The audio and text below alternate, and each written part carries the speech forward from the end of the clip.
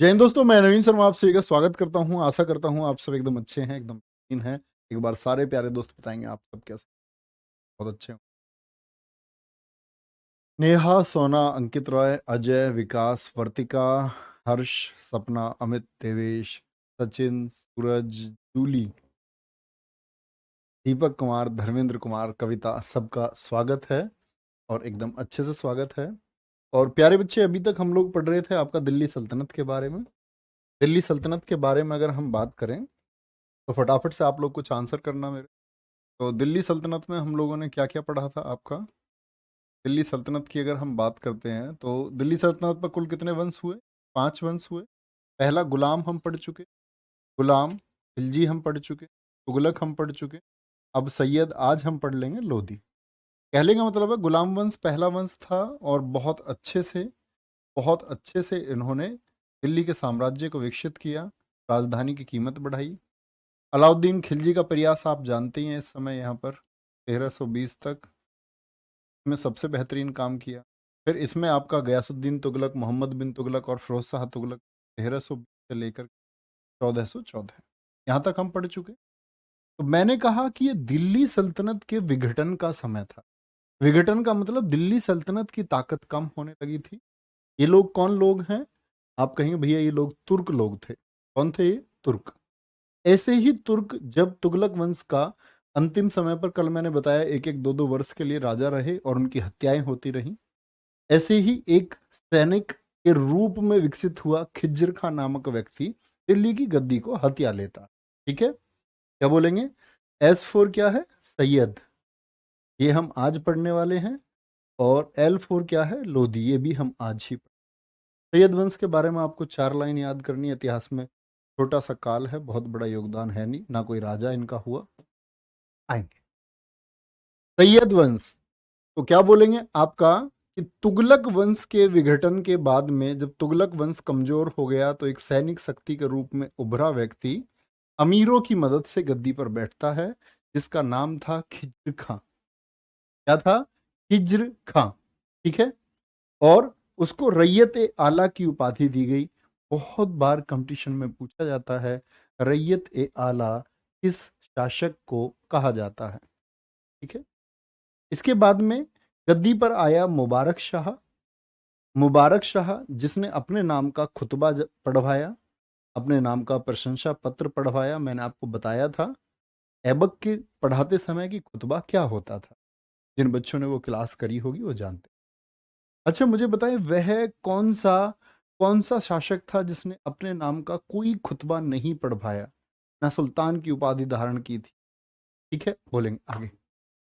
आगे आएंगे भैया। ये खिज्र खां अलाउद्दीन खिलजी वाला लड़का नहीं जी, उसकी तो आंखें निकल वाली थी। आपका अगर आपको याद हो मलिक काफूर ने, मैंने कहा था मलिक काफूर ने खिज्र खां और सादी खान की आंखें निकल वाली थी, तो ये वो खिज्र खान नहीं है, ये कभी कंफ्यूजन नहीं रखा। ठीक है। बिट्टू, लव यू बच्चा। तारीख ए मुबारक शाही, ये पुस्तक है जो किसके बारे में जानकारी देती है? मुबारक शाह ने लिखवाई अपने खुद के ऊपर। और इसके जो राइटर हैं, जो लेखक हैं, लेखक का नाम है याहिया बिन सरहिंदी। बहुत पूछी जाती है तारीख ए मुबारक शाही के लेखक कौन हैं। जैसे मैंने आपको बताया था तारीख ए फिरोज शाही के लेखक कौन है, वो बर्नी है। वो भी बहुत महत्वपूर्ण किताब है। क्या जी? बहुत बढ़िया भाई। बहुत सारे बच्चों का आंसर आया भैया ऐबक ने कोई उपाधि धारण नहीं की। वेरी गुड, बहुत शानदार। कुछ बच्चों का आंसर उठ के सीधे आ रहे हैं। मैं आपको अच्छे छात्र।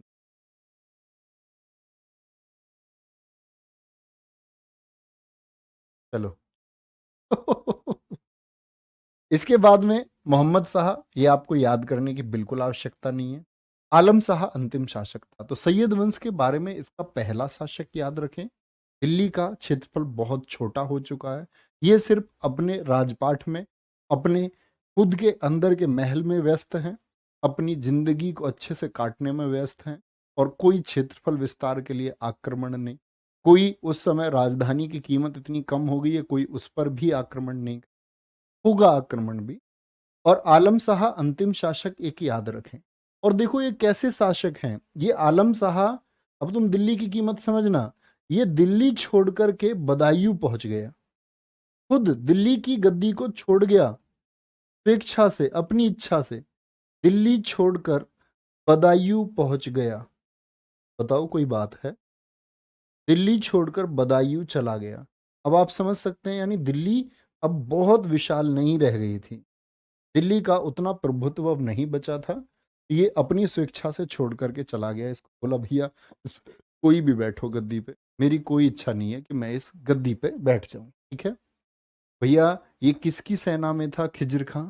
बताया ना प्यारे बच्चे, खिज्र जो है दरअसल में ये एक सैनिक था, ये एक सैनिक था। और सैनिक था ये आपका तुगलकों के समय। और तुगलकों के समय ये सैनिक कैसे बना था? जब तैमूर लंग 1398 में भारत आया, तो तैमूर लंग की एक टुकड़ी को लीड कर रहा था ये। एक जो बटालियन थी उसकी, आपका सेना की, उस बटालियन को लीड करता था तैमूर लंकी को खिज्र खां। उसके बाद ये भारत में रह गया। और नसरुद्दीन महमूद के समय आपका तैमूर लंग का आक्रमण हुआ था, ये मैंने तुगलक वंश में आपको बताया था। तो उसके बाद में शक्ति ये खिज्र खां पर चली गई, ठीक है, कोई दिक्कत? तो ये क्या है, इसने राजपाट छोड़ दिया आलम खान, कोई दिक्कत? तो अब दिल्ली की गद्दी खाली हो गई। और दिल्ली की गद्दी जब खाली हो गई तो मौका मिला लोधी लोगों को गद्दी पर बैठने। तो मोदी, ये जो लोधी है ना, ये तुर्क नहीं थे, पहली बात, ये तुर्क लोग नहीं है, ठीक है। ये तुर्कों से भी पिछले मध्य एशिया की तरफ से आए हुए लोग थे। इनको मुख्य अफगानी कहा जाता था। मुख्य अफगानी, मुख्य अफगानी से मतलब क्या है? यस और नो में एक आंसर बताना। मैंने कहा था बलबन ने मेवातियों के खिलाफ लोह एवं रक्त नीति अपनाई थी, तो उसको लिए मैंने कहा था उसने 13,000 अफगान भर्ती किए थे। क्या ये बात आपने मेरी सुनी? बोलेंगे भैया एक बार। बलबन ने लोह रक्त नीति मेवातियों के खिलाफ चलाई थी, तो उसने 3,000 अफगान भर्ती किए थे। मेवातियों पर कितना आक्रमण उसने किया ये मैंने आपको बताया था, कि उसने सारे जंगल कटवा दिए और बोला मेवातियों के बच्चे तक के कत्ल कर दो। और किसी तरह की लूट जो ये रास्ते में होती है, मैंने कहा था ना बलबन के समय वो तालाब में जाने वाले लोगों को निर्वस्त्र करके भेज देते थे, मेवाती मजे करते रहते थे। बहुत सारे बच्चों ने लिखा यस, कुछ बच्चे लिख रहे हैं, वो इसका मतलब उन बच्चों ने वो क्लास। बच्चा मेरी बात सुनो, आप जब क्लास करते हैं ना, तो अगर आप आज देखना है क्लास को, आज वाली क्लास मत देखो, सबसे पहले पहली वाली क्लास देखो, क्रम से देखा करो हमेशा, तब चीजें समझ में आती ना। चलो भाई, यस वाले बच्चे समझे। तो 3,000 जो ये अफगान आए, इन 3,000 अफगानों में प्यारे बच्चे जो सबसे इंपॉर्टेंट व्यक्ति है, जो इनका लीडर था, 3,000 का कोई लीडर भी तो होगा, नेतृत्व करता था इनका बहराम खां। बहराम खां, ठीक है। और इसी बहराम खां का बेटा था मलिक काला। कौन था? मलिक काला, ठीक है। मलिक काला का बेटा था आपका बल्लू। रात 10 बजे, क्या बोलता हो, 10 अक्टूबर रात 10 बजे बल्लू तुम्हारी जेल से फरार। तो ये बल्लू कौन है? ये बल्लू ही है बहलोल। तो बहलोल के जो वंशज हैं वो किस समय पर आए प्यारे बच्चे?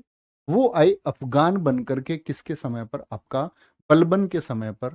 और जैसे ही तुर्कों का शासन खत्म हुआ, तो इन अफगानों को मौका मिला और इन लोगों ने अपने संगठन से ये लोग क्या आ गए, दिल्ली पर काबिज हो जाते हैं। और दिल्ली पर प्रथम अफगान वंश बना आपका लोधी वंश। एक दूसरा वंश भी आएगा, इसी वंश का रहेगा शेर शाह सूरी, जो ये स्टेटमेंट देगा कि अगर भाग्य ने मेरा साथ दिया तो मैं भारत की भूमि से मुगलों को खदेड़ दूंगा। तो वो द्वितीय अफगान वंश, ठीक है। फाउंडर कौन था? ये आपका बल्लू बहलोल लोधी। 1451 से 1489, और दिल्ली सल्तनत में सबसे बड़ा शासनकाल कितने वर्षों का है? 38 ईयर्स, बड़ा शासनकाल है। मतलब जो ये दिल्ली सल्तनत थी ना प्यारे बच्चे, दिल्ली सल्तनत कब से कब तक रही? बोले फटाफट। 1206 से लेकर के 1526।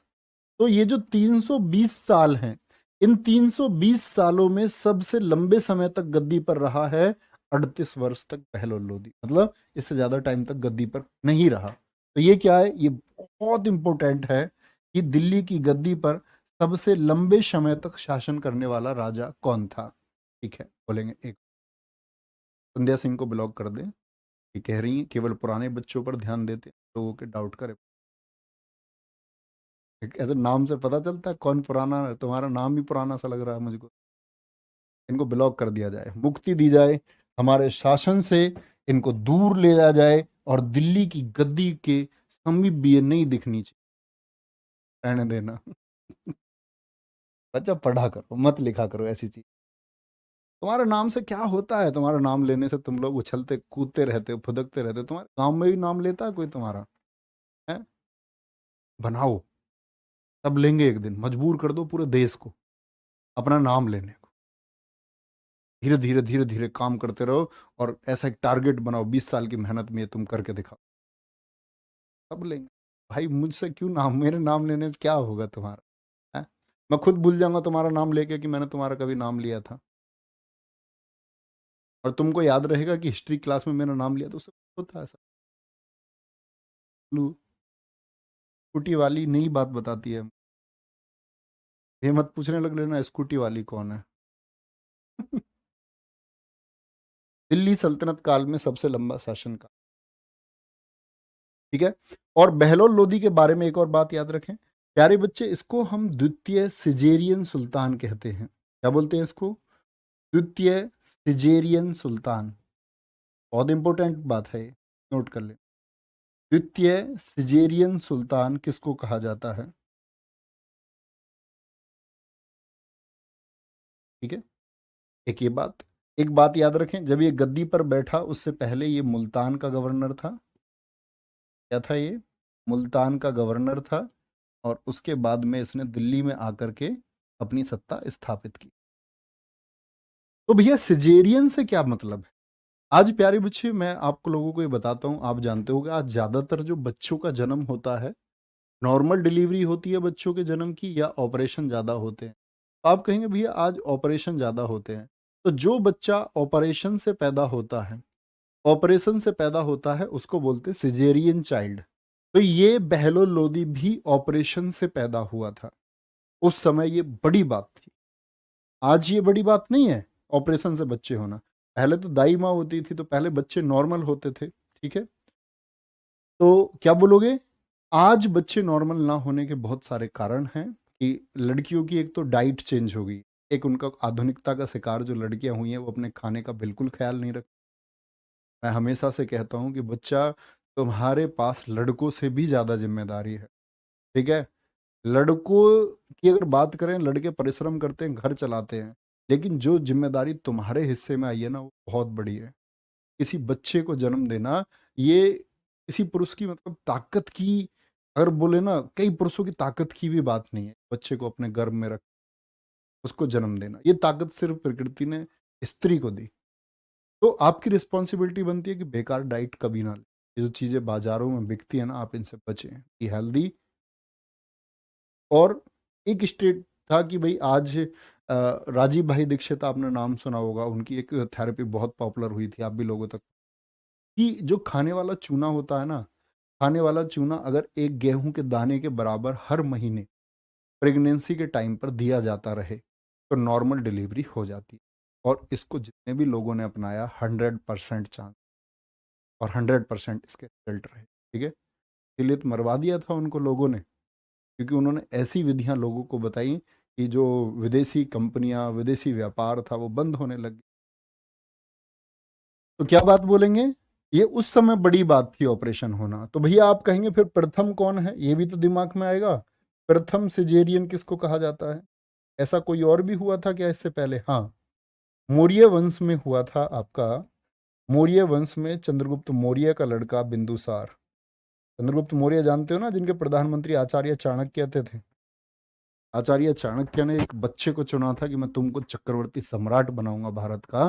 तो वो चंद्रगुप्त मौर्य के लड़के का नाम था बिंदुसार, और ये भी एक सिजेरियन चाइल्ड थे। तो दिक्कत, बोलेंगे भाई, आगे आएंगे।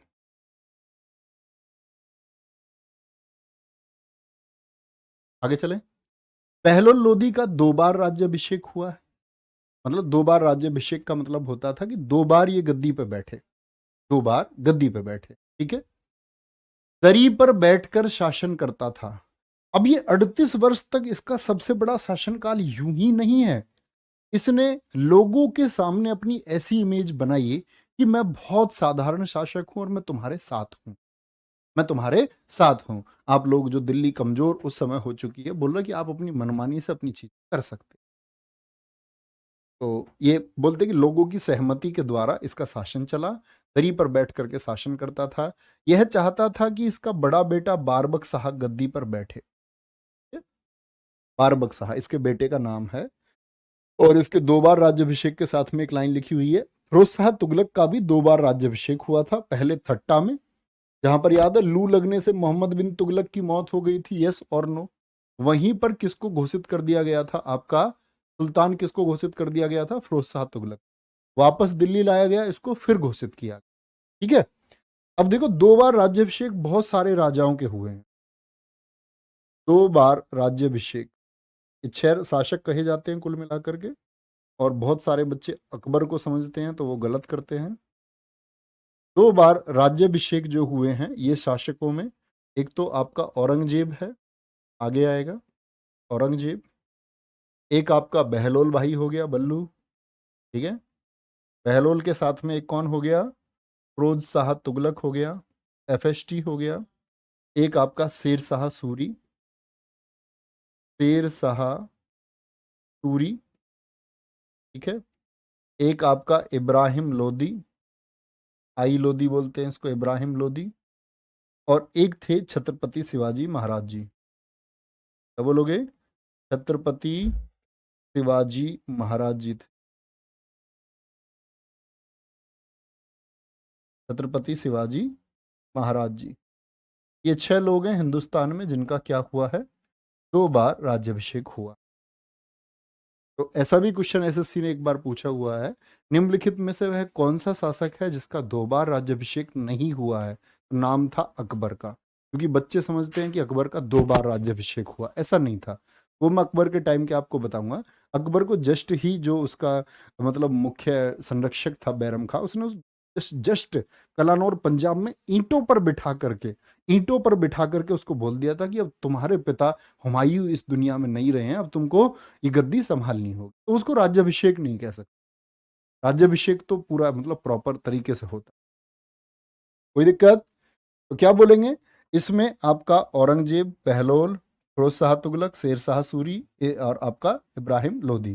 तो ये 5 तो इस्लामिक शासक थे, ठीक है। और एक कौन थे, हमारे गौरव छत्रपति शिवाजी महाराज जी, ठीक है। इनका भी 2 बार 2 विधियों से राज्यभिषेक, ठीक है। मतलब शासन पर ये बैठाए जाएंगे तिलक करके, राज तिलक करके, सब कुछ नहीं। हुमायूं का भी नहीं हुआ था। हुमायूं दो वापस दिल्ली जीती थी हुमायूं ने।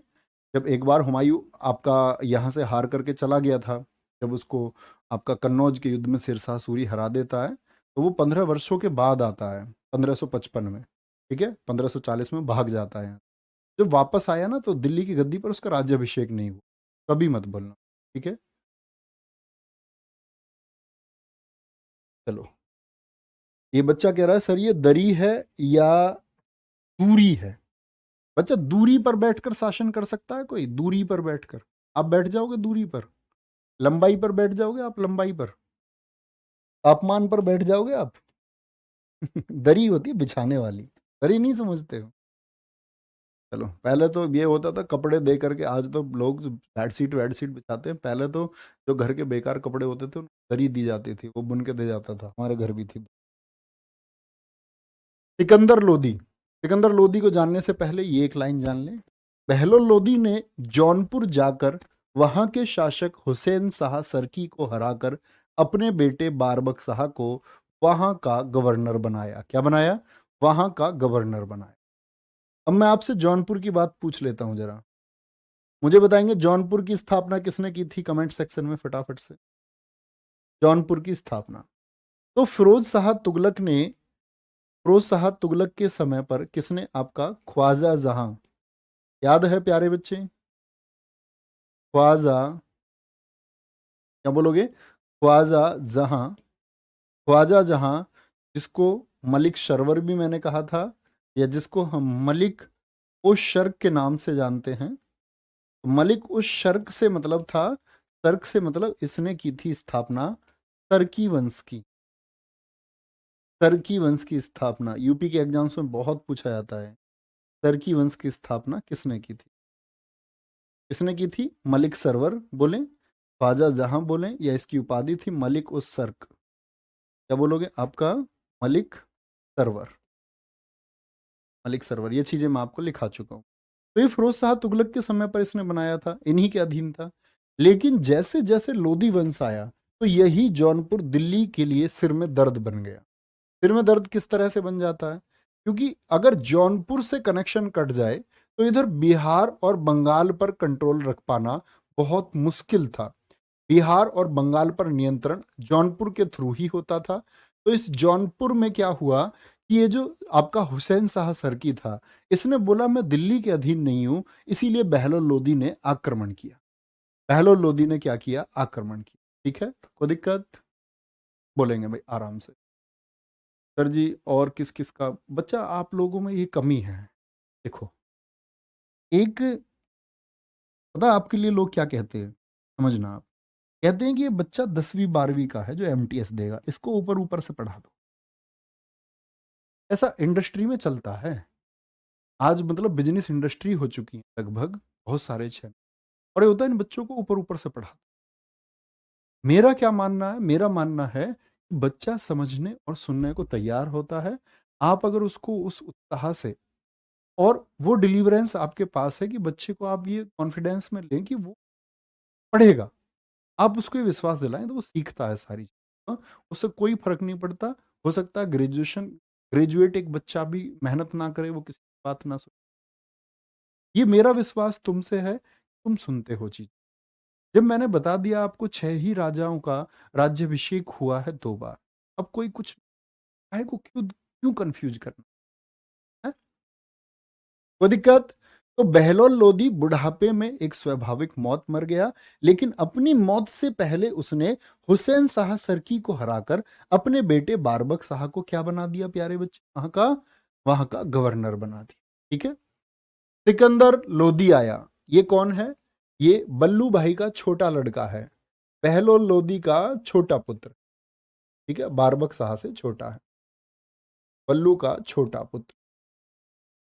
इसकी 2 प्यारे बच्चे उपलब्धि हैं। 1504 में इसने आगरा बसाया, 1506 में इसने आगरा राजधानी बनाई। ठीक है? अब बच्चे कहते हैं कि भैया आगरा क्या पहले नहीं था? दरअसल में जगह तो पहले से होती थी, लेकिन ये क्या करते थे, उसका सौंदर्यीकरण करा दिया, वहां पर किले बना दिए, वहां पर कुछ कैंप स्थापित कर दिए, सेना स्थापित कर दी।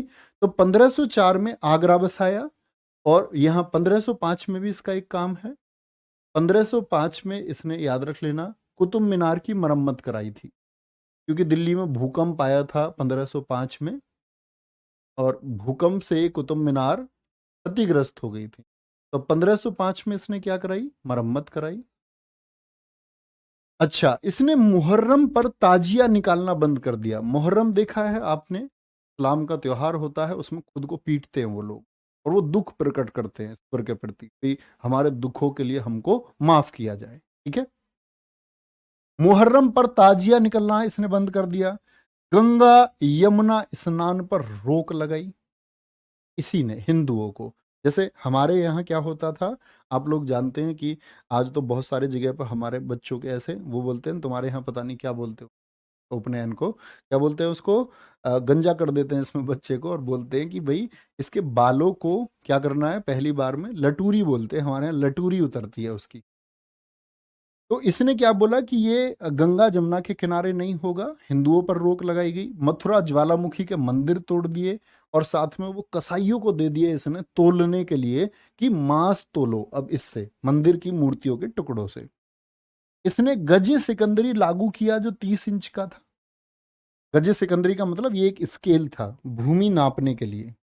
ऐसा ही अकबर ने एक स्केल चलाया था, वो मैं अकबर के टाइम पे आपको यह भी सुन लें। अकबर ने भी एक स्केल चलाया था, अकबर के स्केल का नाम था गज ए इलाही। और एक क्वेश्चन पूछा गया है कि गज ए इलाही, यूपीएससी का क्वेश्चन है, गज ए इलाही और गज ए सिकंदरी का अनुपात क्या था? तो क्या था, 39:41 था। ये बात याद रख, ठीक है। गुलरुखी शीर्षक से कविताएं लिखता था। शीर्षक मतलब टाइटल। बहुत सारे लोग आपने देखे होंगे कि जो कवि होते हैं वो अपना एक टाइटल चुन लेते हैं। तो इसने क्या टाइटल किया आपका, भैया हमारे यहाँ उसको मुंडन कहते हैं। अरे नहीं, मुंडन तो सब जगह बोलते हैं, मतलब एक हमारे यहाँ कहते हैं उसको लटूरी उतरेगी बच्चे की, उस तरह का नाम मैं बोल रहा था आपसे। मुंडन ठीक है, कोई दिक्कत। तो मैंने आपको बताया था सिकंदर लोदी का अग्रगामी कौन था फिरोज शाह तुगलक में, यस और नो। ये बात याद है कि फिरोज शाह तुगलक सिकंदर लोदी और औरंगजेब का अग्रगामी था। ये बात मैंने आपसे क्यों कही थी, क्योंकि जैसी रोक सिकंदर लोदी ने लगाई, इससे पहले ऐसी ही रोक किसने लगाई थी, वो फिरोज शाह तुगलक ने लगाई। ठीक है, आगे आएंगे। सिकंदर लोदी, उसी को पढ़ रहे हैं हम। इसी के समय में भारतीय संगीत पर पहला फारसी ग्रंथ लज्जत ए सिकंदर शाही लिखा गया। ठीक है, लज्जत ए सिकंदर शाही। तो फारसी संगीत पर, यानी सॉरी, भारतीय संगीत पर जो फारसी ग्रंथ है उसका क्या नाम है, लज्जत ए सिकंदरी, को पूछा गया है। इसी के समय वजीर मुया भुइया ने मोठ मस्जिद, ये दाल मस्जिद के नाम से जानी जाती है। इसको बनने में बहुत सारी दाल का प्रयोग हुआ था। दाल का क्या करते थे, पहले बच्चा सीमेंट नहीं था, है ना, तो सीमेंट नहीं था तो ईंटा को कैसे जोड़ते थे, तो ईंटा जुड़ती थी आपकी कैसे, बेल जो होती थी ना, बेल, ये जो बेल लगती है आपकी, इनके रसों से मिक्सचर बना के ऐसे जोड़ते थे। बहुत बढ़िया। भैया हमारे यहाँ जडूला बोलते हैं। ठीक है,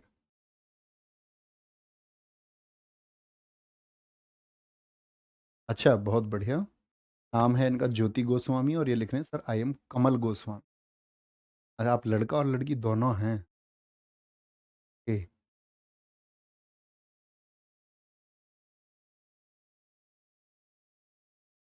भैया 39:41 कैसे हुआ, सिकंदर का तो 30 है ना। भैया कैसे गणित सीखते होगे यार।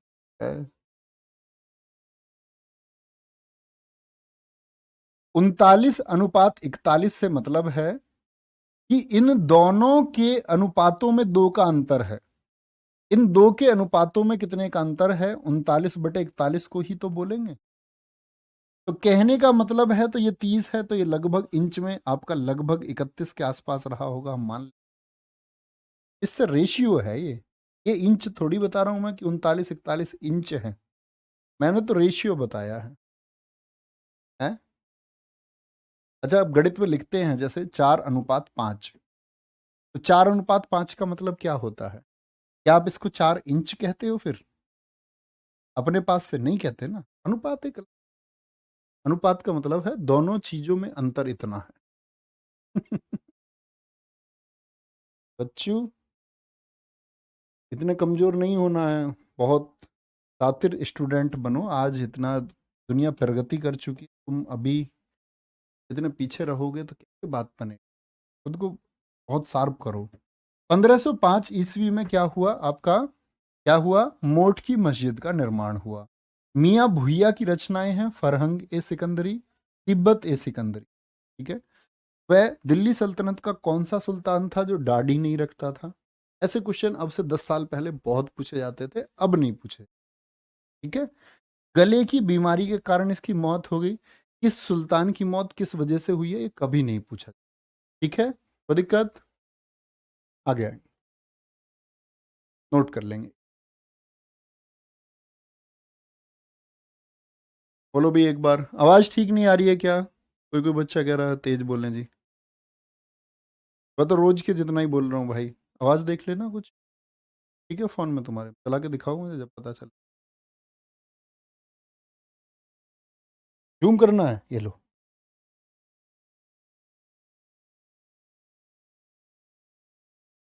देखेंगे एक बार, अच्छे से नोट करें। तो ये कौन सा शासक है, लोधी वंश का दूसरा शासक है सिकंदर लोधी। 1517 तक ये शासक रहेगा।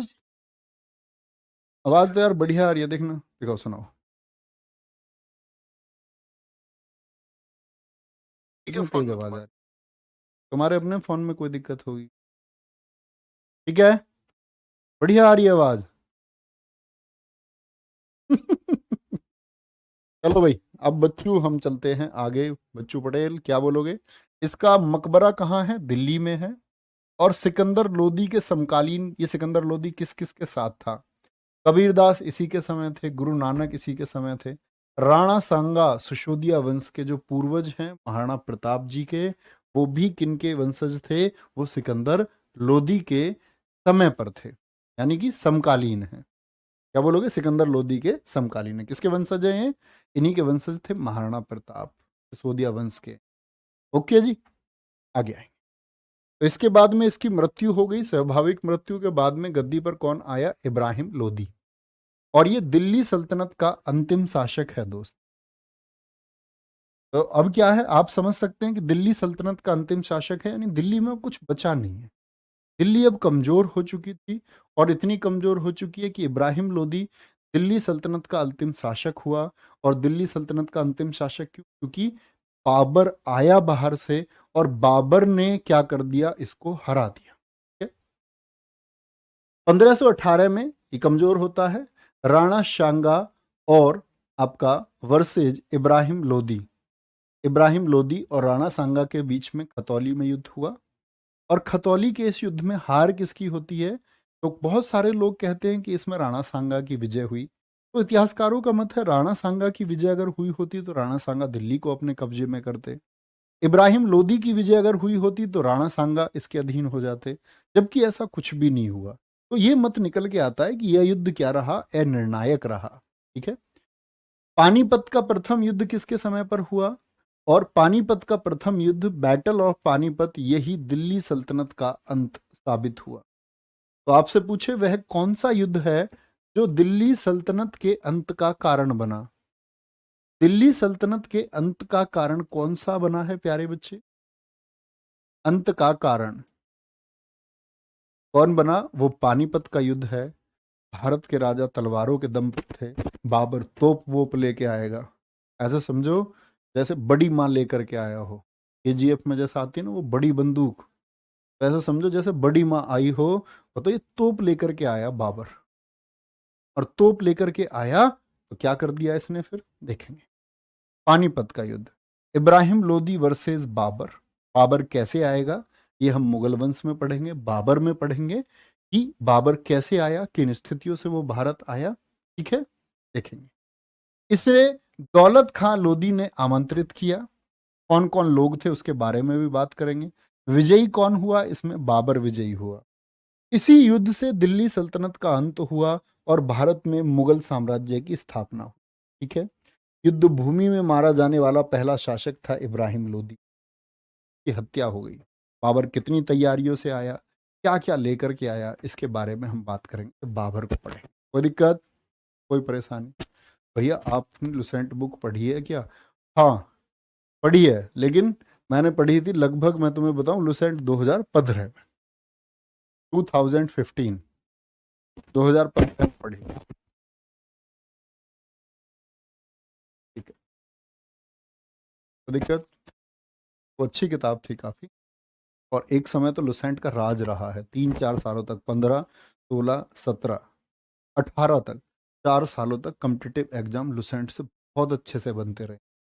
लेकिन दिक्कत आई है कि 19 के बाद के जितने भी एग्जाम थे उनकी जीएस के लिए लुसेंट सफिशिएंट नहीं रही।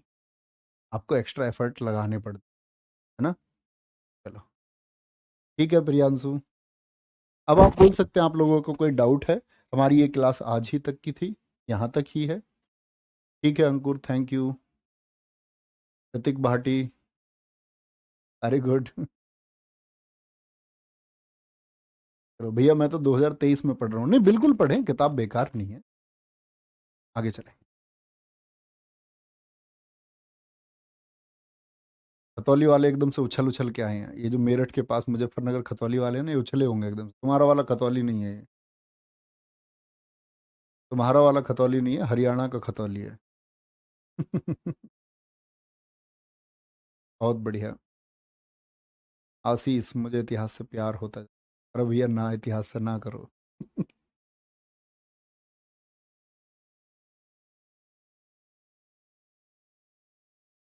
कमेंट धीरे धीरे चलाएं बच्चों ताकि मैं पढ़। बहुत बढ़िया। सर आप कहाँ से हैं? मैं भारत से यूपी। यूपी में हमारा जिला पड़ता है बुलंदशहर। बुलंदशहर और गौतम बुद्ध नगर के बॉर्डर पे गांव है हमारा, सिकंदराबाद से 7 किलोमीटर पहले, मतलब गौतम बुद्ध नगर। मसौता गांव का नाम। ठीक है, आओगे घर, जाना हमारा ही घर है। ठीक है सर, रिवीजन कैसे करें भैया? उल्टे लटक के करें, पंखे से करें? अब यार, अच्छा कभी तुमने ये पूछा है कि मेरी इससे मैं बात करता हूँ, मेरी फ़ोन पे इससे बात होती है, मैं कैसे बात, नहीं पूछते? अब बहुत चालाक हो जाते तुम। ये चालाक पढ़ाई के लिए। रिवीजन, मैंने बोला आदि गुरु शंकराचार्य 8 वर्ष के सब कुछ याद कर लेते, सब कुछ। कैसे? ऐसा नहीं कि उनको कोई ऐसे देवी शक्ति आ गई, उन्होंने उच्चारण इतनी बार किया। आप किसी चीज़ को कितनी बार पढ़ते हैं उसका कोई तरीका नहीं होता। मैंने आपको याद करने के लिए स्कैन टेक्निक बता रखी है। अच्छे छात्र उसका इस्तेमाल करते हैं, मेरे पास लगातार मैसेज आते हैं कि बहुत हेल्प। उसी का यूज आप करिए, इन्हीं क्लासेस में बताई हुई है। और आपने क्लासेस क्रम से नहीं करी है तो आपने वो टेक्निक भी नहीं सुनी है। टेक्निक नहीं सुनी है, मैं मानता हूँ कि आप अभी सिलेक्शन लेने के उस स्थिति में नहीं है जब आप क्लासेस को छोड़ छोड़ के पढ़ रहे हैं। एक दिन आएगा जब तुम सिलेक्शन लेने की स्थिति आओगे। अच्छा बच्चा क्रम से पढ़ता, फॉलो करता है, वो जो उसको बताया जाता है ना वो उसको फॉलो करता है। ठीक है? जैसे मैं तुम्हें बताऊं, एक ऋषि हुए आरुणि उद्दालक, उनके बेटे का नाम था श्वेत केतु। तो श्वेत केतु को भेजा गया गुरुकुल सीखने के लिए कि तुम सीख के आना। अब जब श्वेत केतु की शिक्षा पूरी हो गई तो श्वेत केतु वापस आया तो उनके पिता उद्दालक ने पूछा कि क्या सीख के आए हो? उन्होंने कहा जी सब कुछ सीख के आए, खगोल, ज्योतिष, भूगोल, इतिहास, वेद, वेदांग, उपनिषद सब पढ़ के आया। नाराज हो गए। समझ रहे हो तुम? उनके पिता नाराज हो गए, बोले कि उसको जाना जिसको जानने के बाद में कुछ और जानने की इच्छा नहीं रहती है, या जिसको जानने के बाद में सब कुछ जान लिया जाता है, वो एक चीज जानी? और उन्होंने बोला नहीं, ही नहीं है। उन्होंने अपने पिताजी से पूछा वो एक चीज क्या है? परेशान हो गए, बोले अपने गुरु जी के पास जाओ, उनसे पूछो एक चीज। उन्होंने जाके आश्रम में एक क्वेश्चन किया अपने गुरु जी से। उन्होंने बोला जी मैंने सब कुछ जान लिया, लेकिन मेरे पिता ने मेरी सारी उम्मीदों पर पानी फेर दिया, मैं सोचता था मेरे पिताजी बहुत खुश होंगे। उन्होंने कहा जाकर के कि वो जाना जिसको जानने के बाद में एक चीज सब कुछ जान लिया जाता। उसके गुरुजी समझ गए, उसने तुम हो, तुम खुद को जानो पहले, ऊपर कॉन्फिडेंस नहीं है ये मैं रिवीजन कैसे करूं? तो रिवीजन कैसे कर सकता? पढ़ना है, और जो चीज एक बार बता दी उसको फॉलो कर दो। सबसे पहले खुद को जानो, तुम्हारा पोटेंशियल क्या है। अगर तुम्हारा पोटेंशियल ये है कि तुमको लगता है कि तुम एक बहुत बड़े साइंटिस्ट बन सकते हो, उस फील्ड में जाओ।